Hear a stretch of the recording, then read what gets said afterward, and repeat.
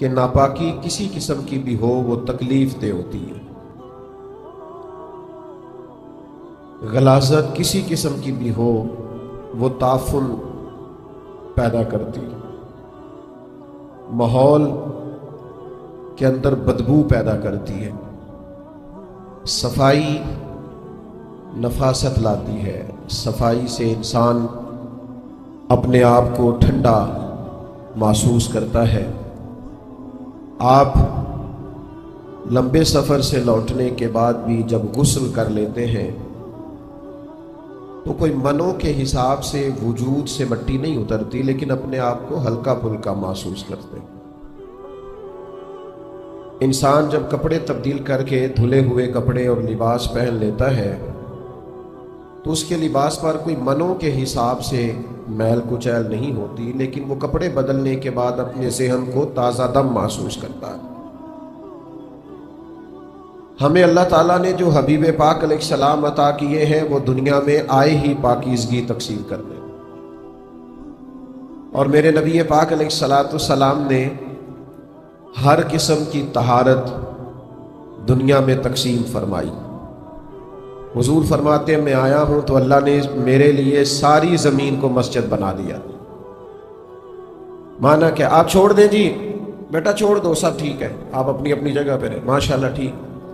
یہ چند ایک دوست نا ہر محفل میں ایسے محبت والے آ جاتے ہیں کہ وہ ہم نے تو بعض جنازوں میں بھی دیکھا ہے بزرگوں اور علماء کے کہ 10-15 لوگ ہوتے ہیں آگے شور کرنے والے، لیکن وہ ہٹتے نہیں۔ بہرحال دعا تو کر سکتے ہیں نا، لوگ تو اپنے ہی ہیں، پیار والے ہی ہیں۔ اللہ تعالیٰ سمجھ عطا فرمائے۔ آپ تھوڑی دیر چھوڑ دیں اس کام کو، یہ لینا چھوڑ دیں، چند منٹ چھوڑی دیر چھوڑ دو۔ بیٹا پیارے بیٹے ادھر آ جاؤ، آ جاؤ تھوڑی دیر، آ جاؤ بعد میں لے لینا، آ جاؤ تھوڑی دیر۔ اللہ آپ کو خوش رکھے۔ نبی پاک صلی اللہ تعالی علیہ وسلم نے ہر قسم کی طہارت، ہر قسم کی پاکیزگی اپنی امت کو عطا فرمائی۔ حضور سید عالم صلی اللہ تعالی علیہ وآلہ وسلم نے اس قدر زیادہ طہارت پر زور دیا، پاکیزگی پر زور دیا کہ فرمایا صفائی نصف ایمان ہے، اس کو تمہارے ایمان کا حصہ بنا دیا۔ حضور کس طرح کی پاکیزگی ارشاد فرماتے؟ حضور علیہ السلام سوچوں کی پاکیزگی دیتے، برا سوچنا، بدگمان رہنا، لوگوں کے بارے میں اپنے دل کے اندر بوجھ بٹھانا، نفرت کرنا، اس نے بھی منع فرمایا۔ آغاز یہاں سے کیا کہ تمہاری سوچیں، تمہارے خیالات، تمہارے تصورات، تمہارا گمان یہ پاک ہونا چاہیے۔ یعنی حضرت جابر ابن عبداللہ رضی اللہ تعالیٰ عنہ فرماتے ہیں نبی پاک علیہ السلام نے اپنے وصال ظاہری سے 3 دن پہلے ارشاد فرمایا تم اپنے رب کے بارے میں جیسا بھی گمان رکھو گے نا، اللہ بھی تمہارے ساتھ ویسا ہی معاملہ کرے۔ تو پاکیزہ گمان ہونا چاہیے، تمہارا ذہن ہونا چاہیے اللہ جب بھی فیصلہ کرے گا رحمت والا ہی کرے، معاملات کرم والے ہوں۔ اچھی سوچ، اچھا گمان، اچھی رائے یہ سوسائٹی میں خوبصورتی پیدا کرتی۔ آپ دیکھیے حضور اس صفائی کو کتنا پسند کرتے ہیں۔ نبی پاک علیہ السلام نے فرمایا اچھا سوچنا بھی اچھی عبادت ہے۔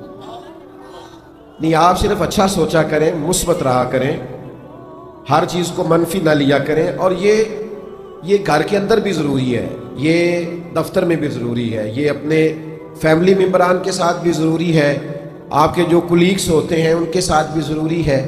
نبی پاک علیہ السلام اچھے گمان کی طرف رغبت دیتے۔ جب آپ کے غلام نے اس دن کہا تھا جس دن طائف والوں نے شدید سنگ باری کی تھی کہ حضور آپ دعا کریں یہ تباہ ہو جائیں، تو محبوب نے اس دن بھی ہدایت کی دعا کی۔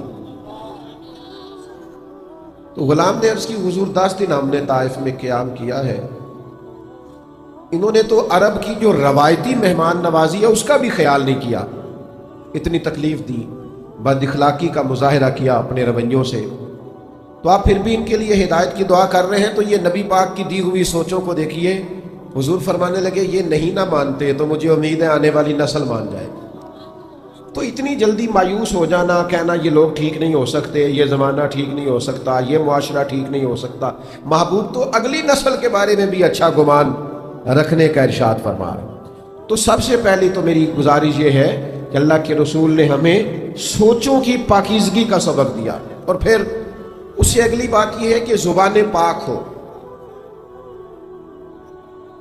یعنی ہمارے ہاں اب لوگوں نے غیبت کا نام بدل دیا ہے، اب اس کا نام گپ شپ رکھ لیا۔ اب ہماری گپ شپ یہ ہوتی ہے کہ 2 4 10 بندوں کے بارے میں ہم تبصرہ کریں، یہ کرتا ہے وہ کرتا ہے، بڑا خراب ہو گیا ہے، یہ ہماری گپ شپ ہے۔ اتنا سخت ناپسند کیا غیبت کو، اتنا بدبودار کام بیان کیا کہ فرمایا اس طرح کوئی مردہ بھائی کا گوشت کھائے، وہ اس طرح ہے غیبت کرنے والا کہ مرے ہوئے بھائی کا گوشت کھا رہا۔ زبان صاف ستھری ہو، آپ کا انداز تکلم خوبصورت ہو، وقولوا للناس حسنا، لوگوں سے جب بھی بات کرو اچھی کرو، آپ کے جملے پاکیزہ ہوں، آپ کی زبان طہارت والی ہو، آپ کے لفظ باوضو ہو۔ کچھ لوگ ایسے ہیں جو جب بھی بولتے ہیں زہر ہی اگلتے، جب بھی رائے دیں گے کڑوی کسیلی دیں گے، ان کے لب و لہجے سے جب بھی اٹھے گا معاذ اللہ کوئی نہ کوئی غلط جملہ نکلے گا۔ نبی پاک علیہ الصلوۃ والسلام نے ہمیں زبان کی طہارت کی، ایک تو حضور ہمیشہ سچ بولتے تھے، خلاف واقعہ بات نہ کریں۔ حضور نے فرمایا سچ بندے کو نجات دلاتا ہے، جھوٹ آدمی کو ہلاک کر دیتا۔ سچ بولیں، اپنے آپ کو غیبت سے بچائیں۔ آپ کو کیا ضرورت پڑی ہے لوگوں پر تبصرہ کرنے؟ اور پھر یہ کہ جن باتوں کے بارے میں بالکل پتہ نہیں ہے، گمان کر کے لوگ غلط باتیں کرتے ہیں، گمان کر کے، اور صرف تصور میں لا کے لوگوں کے بارے میں غلط رائے دیتے ہیں۔ آپ کبھی میرے محبوب کا انداز گفتگو دیکھیں، رسول پاک نے جب بھی بات کی ہے تعریف ہی کی ہے۔ حضور کو حاجت نہیں کسی کی تعریف کرنے کی، لیکن حضور جب تعریف کرتے تو اعزاز دیتے، شرف دیتے۔ جناب صدیق اکبر کی تعریف بھی کی، حضرت عمر کی شان بیان کی، مولا علی کا ذکر کیا، سیدنا عثمان غنی کی حیا کا بیان کیا، حضرت ابو عبیدہ بن جراح کو امین امت کہا۔ نبی پاک صلی اللہ تعالیٰ علیہ وآلہ وسلم نے حضرت جابر ابن عبداللہ کی تعریف کی۔ حضور لوگوں کے بارے میں ہمیشہ خیر کا جملہ بولتے، مزدور کی تعریف کی، سچے تاجر کی تعریف کی۔ استاد کے محبوب پاک علیہ السلام نے عظمت اور فضائل بیان کیے، لوگوں کے لیے خیر کا جملہ، پاکیزہ بات کرنے کا محبوب ہمیشہ سبق دیتے۔ امتی کو چاہیے وہ اس بات کو سمجھے، اپنی زبان کے نشانے پہ نہ رکھے ہر وقت کسی نہ کسی کو۔ اور تیسری بات جو سب سے زیادہ اہم اور سب سے زیادہ ضروری ہے وہ یہ ہے کہ نبی پاک علیہ السلام نے دلوں کی پاکیزگی پر، روحوں کی طہارت پر زور دیا۔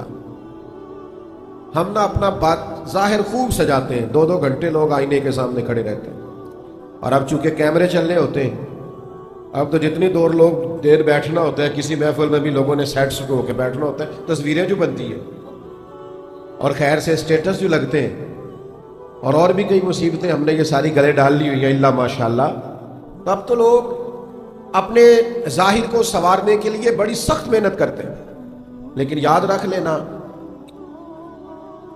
بڑے اجلے لوگ، بڑی گاڑیوں میں بیٹھے لوگ، بڑے بنگلوں سے نکلتے ہوئے بھی بعض لوگ ہم نے بے چین دیکھے، بے قرار دیکھے، ذہنی تناؤ کا شکار ہے، فکری انتشار کا شکار ہے، قوت فیصلہ سے محروم ہے، سمجھ نہیں آ رہی کیا کریں، کدھر جائیں۔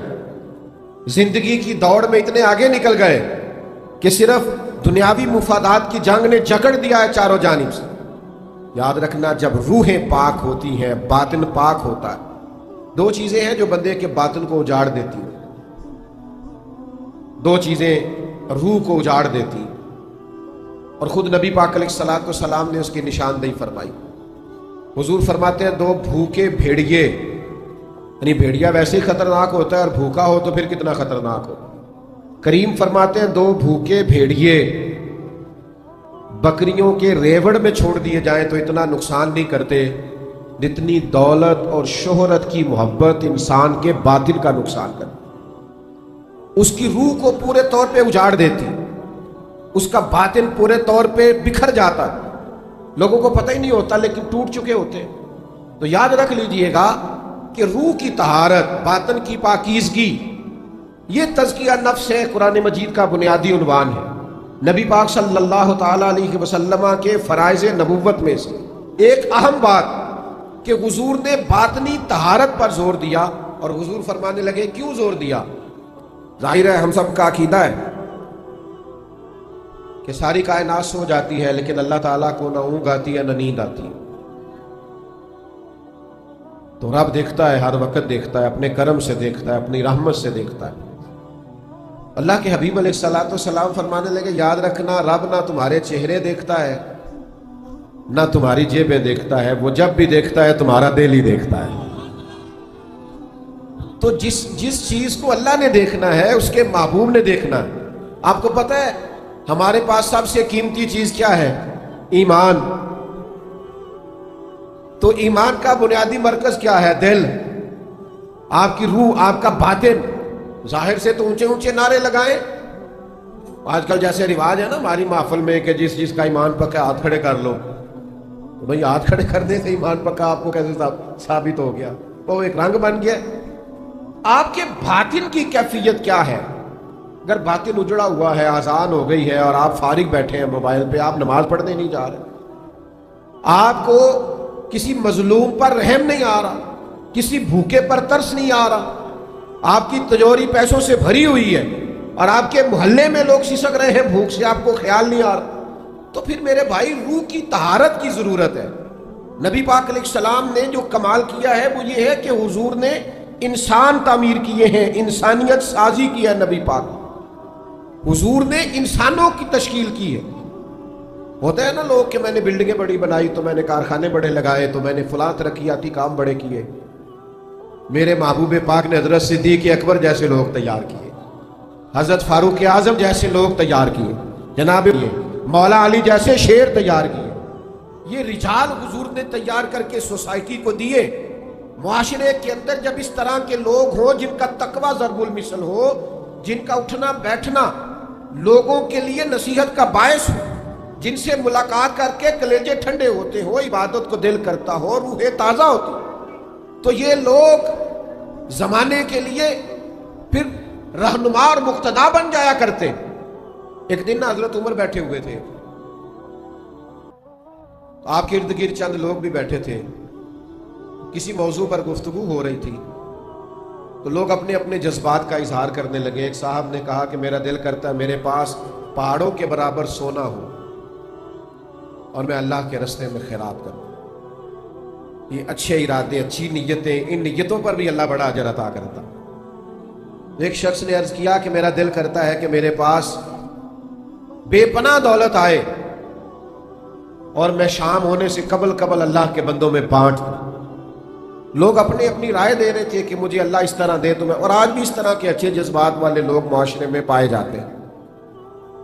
اللہ تعالیٰ اگر انہیں نوازتا ہے تو وہ اللہ کے بندوں پر خرچ کرتے ہیں۔ اب سب نے اپنی اپنی رائے دی، تو حضرت عمر کی طرف لوگ دیکھ رہے تھے کہ جب اس موضوع پر بات ہو رہی ہے کہ مجھے اللہ یہ دے تو میں اللہ کے راستے میں خیرات کروں گا، اللہ مجھے یہ دے تو میں اس کے راستے میں خیرات کروں گا، تو جناب عمر بھی کچھ بیان کرے۔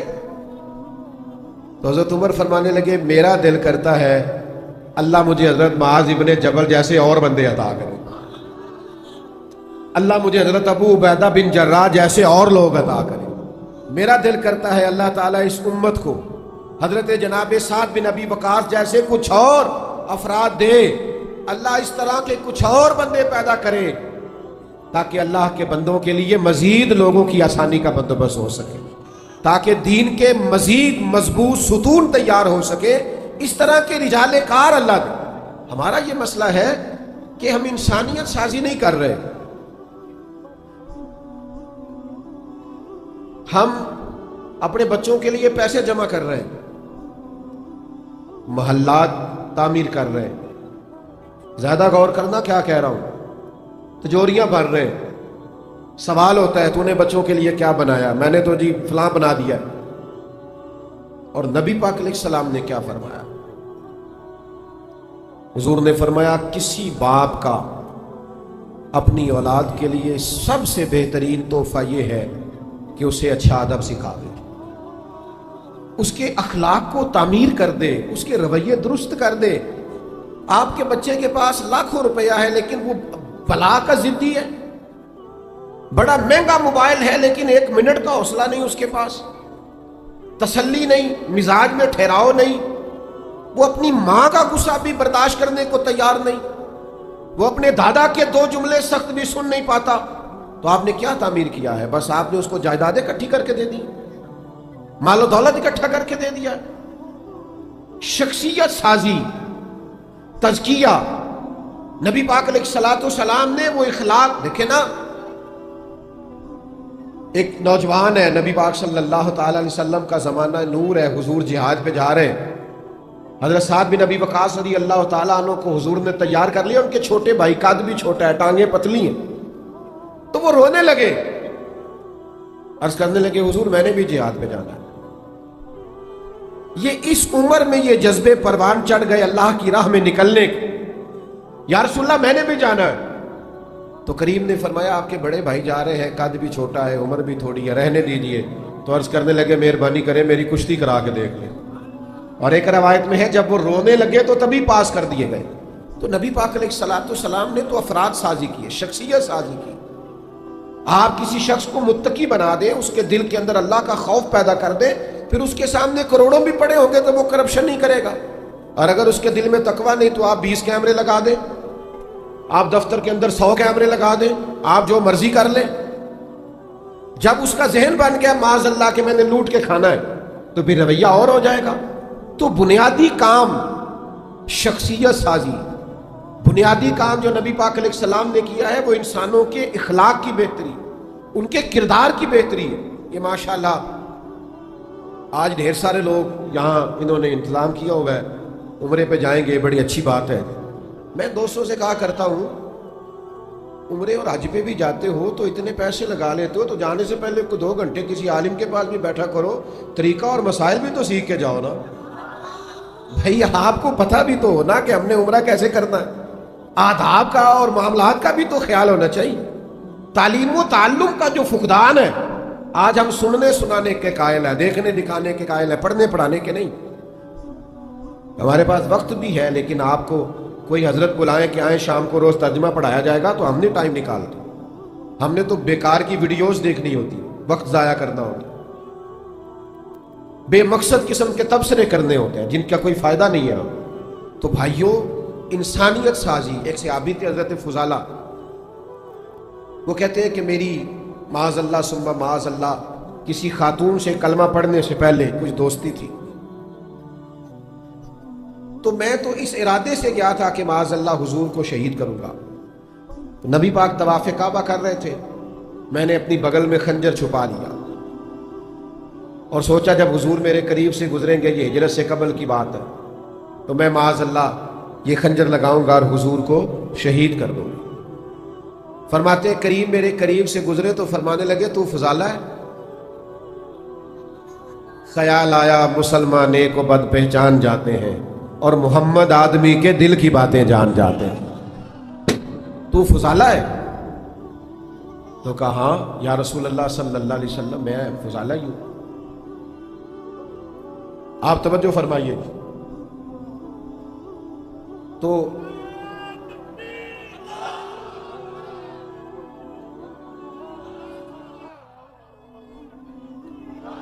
आप तशरीफ रखें जी, कुछ नहीं हुआ, इत्मीनान से बैठे, अल्लाह जज़ाक। बैठ जाओ बेटा, ओ प्यारे बेटे बैठ, अल्लाह ताला। इधर देखें, मेरी 2-1 बातें रह गई, आप सुन लें। मैं तो बड़ा सादा सादा बयान करने वाला आदमी हूँ, तो ठंडे ठंडे किस्म का खतीब जो होता है वो तो इस तरह तो अल्लाह आपको जज़ा दे। सुने जी, तवज्जो से सुने मेरे भाइयों। नबी करीम अलैहिस्सलाम ने फरमाया तू फुजाला है? अर्ज़ की या रसूलल्लाह मैं फुजाला हूँ। तो कहते पहले हुजूर ने मेरे सर पे दस्ते शफकत रखा, फिर मेरे दिल पे दस्ते शफकत रखा। फरमाते बस सारी मैल कुचैल धुल गई, सारी मैल कुचैल धुल गई। थोड़ी देर हुई एक आया कालिया जुल्फा वाला, एवं थोड़ी देर हुई एक आया कालिया जुल्फा वाला, 2 घड़ियां मेरे मन विच रुकिया कर गया नूर उजाला। फरमाते करीब तशरीफ लाए, करम फरमाया, मेहरबानी की, तो मैंने उसी वक्त ही कलमा पढ़ लिया। अब ये क्या करता है नबी पाक का फैजान तज़किया, कि बातन को धो डालता, वो सारे अंदर से मैल कुचैल निकल जाते, कैफियत बदल जाती है, रंग तब्दील हो जाता, حضرت فضالہ واپس نکلے تو وہ خاتون وہاں کھڑی تھی جن سے کلمہ پڑھنے سے قبل شناسائی تھی. اس نے بڑی آوازیں دی. آپ قریب سے گزر گئے. اور دیکھو دوستو، یہ مزہ نہیں ہے عاشق رسول بھی کہلاتے رہنا اور معاذ اللہ نظر کو پاک بھی نہ کرنا، حضور کا غلام بھی کہلانا اور رزق کو پاک بھی نہ کرنا، نبی پاک کا غلام بھی کہلانا اور اپنی زبان کو پاک نہ کرنا، سوچ کو پاک نہ کرنا. نبی پاک کے غلام تو نکھرے ہوتے ہیں، اجلے ہوتے ہیں، ان کے تو عادات و اطوار بتاتے ہیں، بڑے پاکیزہ لوگ ہوتے ہیں، ان کے لب و لہجے سے حسن اور پاکیزگی چھلکتی ہے. حضرت فضالہ اس خاتون کے پاس سے گزر گئی تو آگے بڑھ کے کہنے لگی مجھے پہچانا نہیں؟ آج یہ رنگ تھا کہ آپ نے پلٹ کے اس کی طرف دیکھا نہیں. وہ کہنے لگی تو وہی فضالہ ہے؟ تو آپ زبان حال سے کہنے لگے میں وہ فضالہ نہیں ہوں، اب میں محمد عربی کا غلام بن گیا، اب میرا انداز بدل گیا ہے، اب مجھے تزکیہ نصیب ہو گیا ہے، اب شخصیت میں کسی نے رنگ بھر دیے، اب میں تیری بات نہیں سن سکتا، اس لیے کہ وہ کچا رنگ للاری والا جیڑا چڑھ دا تے لیندا رہندا ہے، اے عشق تیرے دا رنگ محمد چڑھ جائے پھر نہیں لیندا. اب رنگ بدل گیا ہے، انداز بدل گئے ہیں، طور طریقے بدل گئے ہیں، اب کیفیات اور ہو گئی، اب یہ والا انداز نہیں ہوگا. لوگ مکمل بدل جاتے تھے دین میں آنے کے بعد. مجھ سے ناراض نہ ہونا، مجھے معاف کرنا، اللہ کرے کہ میرا تجزیہ درست نہ ہو. آج بھی لوگ دین میں آتے ہیں لیکن میری طرح کے ڈھیر سارے ایسے ہیں جو لباس تو بدلتے ہیں، کپڑے تو دین کے پہنتے ہیں لیکن اپنا باطن نہیں بدلتے، اپنے اندر کا انسان تبدیل نہیں کرتے. او میرے بھائیوں، یاد رکھو جب تک من ہی نہ بدلے. مجھے زندگی میں ایسے مجبور لوگ بھی ملے ہیں جو کہتے ہیں پیر صاحب کوئی دعا کر دو، سارا کچھ ہے، میرا نماز پڑھنے کو دل نہیں کرتا. آپ یقین کرو ترس آتا ہے. اس کو یہ بھی ایک سزا ہے کہ رب سب کچھ دے اور سجدے کی توفیق نہ دے. یہ معمولی سزا ہے. سب کچھ لے لے جا تجھے دیا اور میرے گھر نہ آنا. اللہ کے بندو، اپنے تزکیہ پر توجہ دیں، اپنی شخصیت کے نکھار پر. اگر اخلاق میں، کردار میں، لب و لہجے میں، اٹھنے بیٹھنے میں کوئی تبدیلی نہیں آئی تو رنگ برنگی ٹوپیاں پہننا اور رنگ برنگے کمکمے لگا لینا اور رنگ برنگی ادائیں اپنا لینا اور خو بخو محفلیں اور جلسے کر لینا، اس سے انداز نہیں بدلیں گے جب تک ہم وہ انداز اور اطوار تبدیل نہیں کرتے. حضرت بایزید بستامی رحمۃ اللہ علیہ سے کسی نے کہا آپ تقریریں کیوں نہیں کرتے؟ تو آپ فرمانے لگے جس نے ہماری خاموشی سے کچھ نہیں سیکھا اس نے ہماری تقریر سے کیا سیکھنا. مجھے میرے بھائی کہہ رہے تھے آج لمبی تقریر کرنا، تو میری زندگی میں عادت ہی نہیں ہے بہت لمبا جانے کی.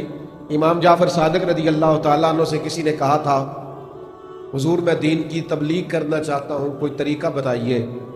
تو امام جعفر صادق فرمانے لگے دین پہ عمل کرنا شروع کر دے، دین کی تبلیغ ہونے لگ جائے گی.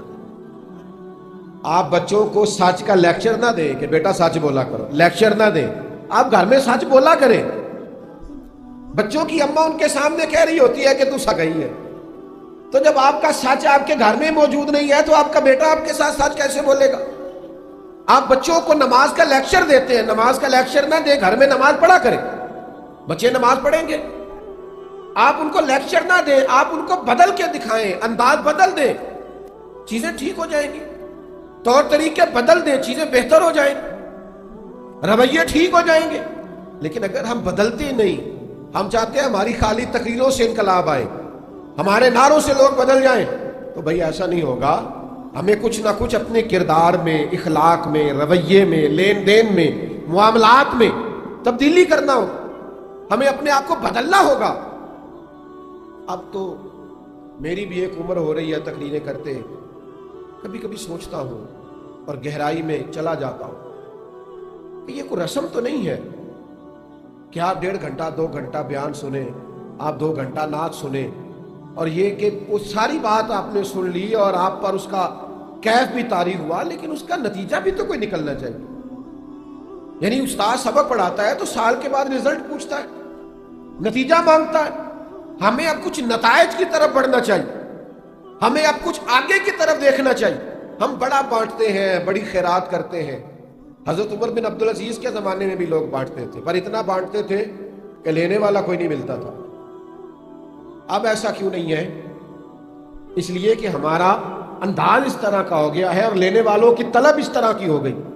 وہ قناعت پسند نہیں رہنا چاہتے، ان کے رویوں میں وہ رنگ نہیں آتا. اللہ کے محبوب نے لوگوں کو بدل دیا. حضرت حکیم بن حزام کہتے ہیں حضور نے میرے ہاتھ پہ ہاتھ رکھ کے، اور کچھ اور صحابہ بھی تھے، وعدہ لیا تھا ہم سے کہ کسی دنیا دار کے آگے ہاتھ نہیں پھیلانا. عمر بھر نہیں پھیلایا، وہ بدل گئے. یہاں کتنے لوگ ہیں جنہوں نے یہ رویہ اپنا لیا، اس سے قرضہ لیا تو استعمال کر لیا، جب اس نے مانگا تو اس سے لے کے اس کو دے دیا، اور پھر جب وہ تنگ کرنے لگا تو اس سے لے کے اس کو دے دیا. خدا کے بندو، یہ تو رویہ درستی نہیں ہے. آپ کا وقار ختم ہو جائے گا، آپ کی شخصیت میں وہ رنگ نہیں رہے. حضرت حکیم بن نظام کہتے ہیں نبی پاک نے وعدہ لیا کسی کے آگے ہاتھ نہیں پھیلانا. گھوڑے پہ بیٹھے تھے، اونٹ پہ بیٹھے تھے، درہ ہاتھ سے گر گیا. قریب غلام کھڑا تھا، اس سے نہیں کہا مجھے پکڑا دے، خود نیچے اترے. تو خادم نے کہا مجھ سے کہہ دیتے. فرمایا کیسے کہتا، حضور سے وعدہ کیا کہ جسے سوال نہیں کرتا، کیسے کہیں؟ حضرت ابوبکر صدیق نے بلا کے کہا کچھ حصہ لے لیجئے. فرمایا نہ بھائی، بالکل نہیں، میں نے حضور سے وعدہ کیا ہے کسی سے سوال نہیں کرنا. حضرت عمر نے بھی کہا، کہنے لگے نہیں آپ کسی اور کو دے دیں. جناب عمر کہنے لگے لوگوں گواہ ہو جاؤ، میں انہیں دیتا ہوں، یہ لیتے نہیں. اور ہمارے ہاں کیا حال ہے، اسٹیج پہ نعت ہو رہی ہوتی ہے، صدف دنیا چھڑنی پئی تے چھڑ دیاں گا، دامن حضور دا چھڑنا نہیں، تے 40,000 تو 5,000 بھی نہیں چھڑنا. یہ بھی نال ہے. او بھائی تو دنیا چھوڑنے کی بات کر رہا تھا، حضور کی محبت کا ذکر کر رہا تھا، اور تیری نعت نے لوگوں کی آنکھوں میں آنسو پیدا کر دیے، درد آیا. اور اتنا بڑا سوز تو اتنا سستا بیچ گیا، 50-60 ہزار میں اتنی قیمتی چیز بیچ گیا جو کروڑوں اربوں سے بھی نہیں خریدی جا سکتی، اتنا سستا. خدا را اپنے اندر تبدیلی لائیں، اخلاقی رویوں میں، کردار میں، عمل میں، اٹھنے میں، بیٹھنے میں. میری ایک بات سنیں اور میں اپنی بات کو سمیٹ دوں. اتنی بڑی تعداد میں آپ یہاں جمع ہوئے ہیں، اور اللہ تعالیٰ ہمارے بھائیوں کو مزید توفیق دے. یہ اتنا بڑا گراؤنڈ ہے پھر بھی کم پڑ گیا. میں آپ کی خدمت میں عرض کروں گا، یہاں اٹھ کے جب آپ جائیں نا تو کم از کم ایک اپنی بری عادت باہر روڈ پہ پھینک جائیں، ایک بری عادت باہر چھوڑ جائیں. اگر آپ غصہ کرتے ہیں تو آج غصہ باہر پھینک جائیں. والدہ کے سامنے، گھر والی کے سامنے مسکراتے ہوئے جائیں. اگر آپ تلخ ہیں تو تلخی پھینک جائیں. اگر آپ بلا وجہ جھوٹ بولتے ہیں تو جھوٹ چھوڑ جائیں باہر. آج کہیں بس حضور کی محفل سن کے آیا ہوں، آج کے بعد نہیں بولنا. ایک چھوٹی سی اپیل کر لوں آپ سے، چندے کی نہیں کرنے لگا، بے فکر ہو جائے. ایک اپیل کرنی ہے، کر لوں آپ سے. جس نے عشاء نہیں نہ پڑھی اس نے پڑھ کے سونا ہے انشاءاللہ. پڑھیں گے انشاءاللہ تعالی. میں نے الحمدللہ پڑھ لیا، بہت سارے لوگوں نے پڑھ لیا، عشاء پڑھ کے. جنہوں نے نہیں پڑھی ان کی بات کر رہا ہوں، وہ عشاء پڑھ کے سوئیے گا. اگر آج کا بیان آپ لوگوں کو اچھا لگا ہو تو چینل کو سبسکرائب اور ویڈیو کو لائک اور اپنے دوستوں کے ساتھ شیئر کرنا نہ بھولیں. جزاک اللہ.